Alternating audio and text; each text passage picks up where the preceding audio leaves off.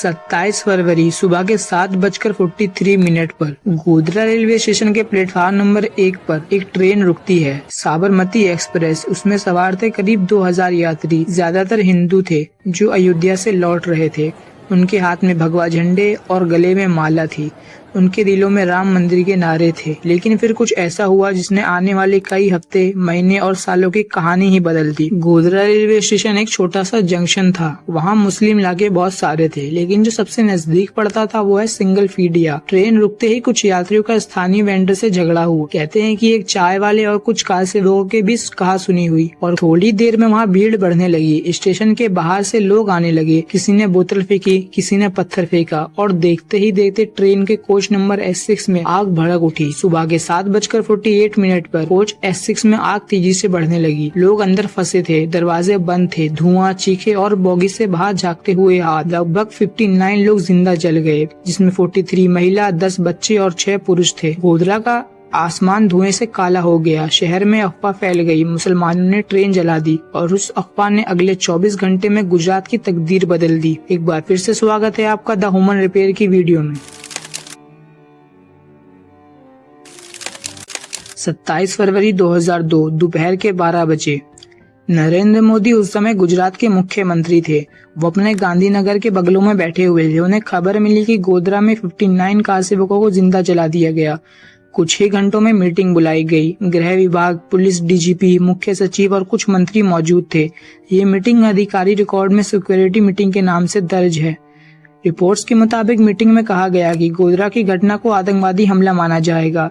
शाम को वीएचपी और बजरंग दल ने प्रतिकार दिवस घोषित किया, यानी अगले दिन बंद और विरोध प्रदर्शन होगा। शाम 6 बजे हवा में तनाव था। गली में अफवाहें घूमने लगी। मुसलमानों ने हिंदू यात्रियों को जला दिया।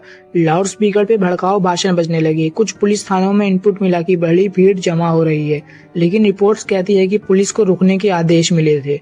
कुछ गवाहों के मुताबिक कहा गया कि पहले हिंदुओं को गुस्सा निकालने दो। 22 फरवरी की रात 11:30 बजे आईपीएस अधिकारी संजीव भट्ट ने बाद में एक हल्फनामा दिया कि उस रात मुख्यमंत्री आवास पर एक बैठक हुई थी। उनका दावा था कि मुख्यमंत्री ने कहा है, Hindu should be allowed to vent their anger.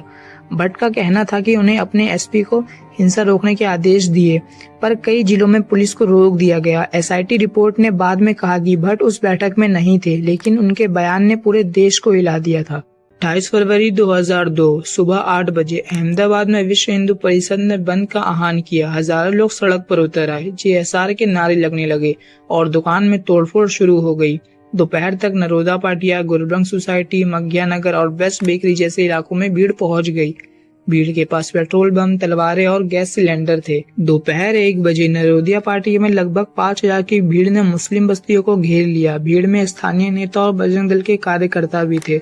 Police वहीं थी, पर लेकिन कुछ कर नहीं रही थी। गवाह बताते हैं, पुलिस खड़े होकर बस देख रही थी और सैकड़ों घर जला दिए गए। 97 लोग मारे गए, जिसमें बच्चे, महिलाएं शामिल थी। कई महिलाओं के साथ दुष्कर्म हुआ और शवों को जला दिया गया। शाम 7 बजे गुलबंग सोसाइटी, यहाँ एक परिषद कांग्रेस नेता एहसान जाफरी रहते थे। उन्होंने पुलिस को लगभग 15 बार फोन किया, लेकिन कोई मदद नहीं पहुंची। भीड़ ने उनके घर पर हमला किया। एहसान जाफरी को बाहर खींचा गया और जिंदा जला दिया गया। उनकी पत्नी जाकिया जाफरी आज भी न्याय के लिए लड़ रही है। 28 फरवरी की रात पूरे राज्य में कर्फ्यू लगा, लेकिन हिंसा अभी भी जारी थी। अहमदाबाद, वडोदरा, आनंद, गोधरा, हर जगह लाशें ही लाशें थी। हजारों मुस्लिम परिवार राहत शिविरों में भागे। राज्य में ऑफिशियल 1000 मौत बताई गई, लेकिन एनजीओ के अनुसार 2000 से ज्यादा लोग मारे गए थे।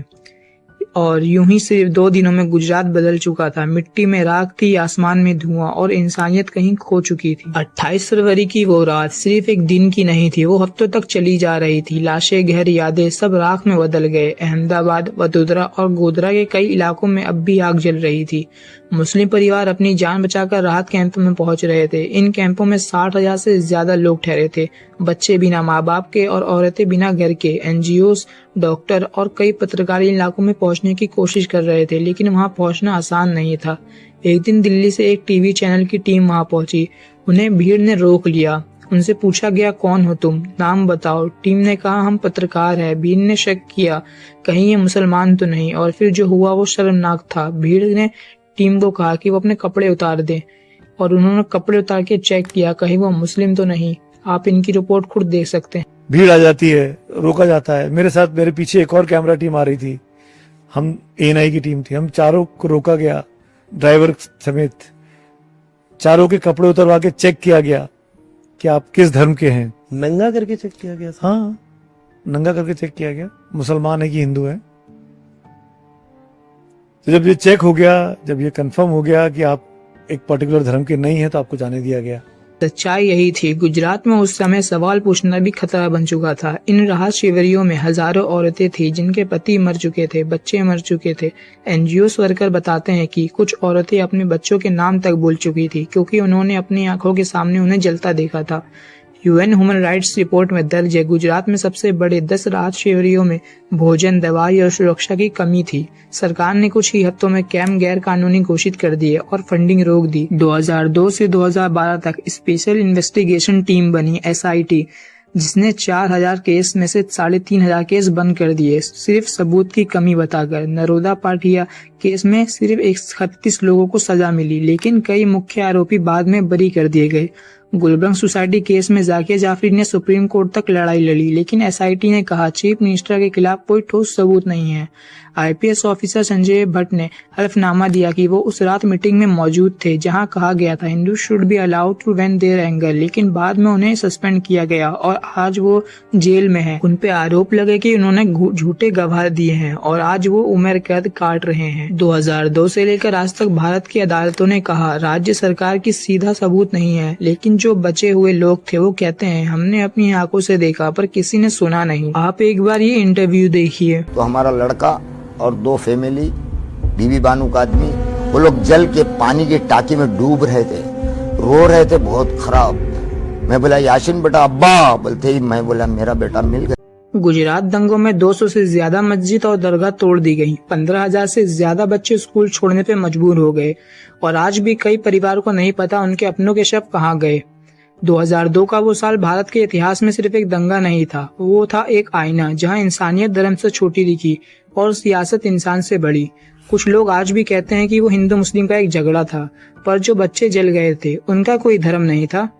कभी सोचिए, अगर हम सवाल पूछना छोड़ देंगे तो सच्चाई कौन बोलेगा? दोस्तों, अगर आप चाहते हैं कि ऐसे सच दबे नहीं तो इस वीडियो को शेयर कीजिए, लाइक कीजिए और हमारे चैनल द ह्यूमन रिपेयर को सब्सक्राइब कीजिए, क्योंकि हम सिर्फ कहानी नहीं बताते हैं, हम सच्चाई को जिंदा रखते हैं। 2002 की वो राख ठंडी हो गई थी, लेकिन उस राख में आज भी कुछ अंगारे बचे थे जो सवाल जलाते थे, क्यों हुआ ये सब, किसने रोका नहीं और न्याय कब मिलेगा? 1 साल बाद गुजरात धीरे धीरे सामान्य दिखने लगा।